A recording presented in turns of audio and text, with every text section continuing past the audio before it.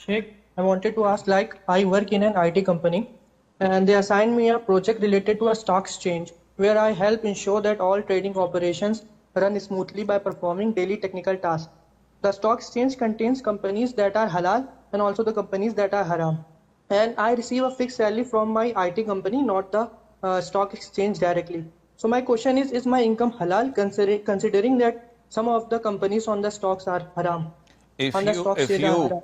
yeah, Abdullah, if you are facilitating the work that is haram, if you're endorsing or facilitating the work for banks, insurance companies, entertainment companies, tobacco, liquor companies that are listed on the stock market exchange, and you're facilitating the transactions and that their pages are updated and fine, of course your salary is haram and it is not permissible, and Allah Azza wa Jal knows best.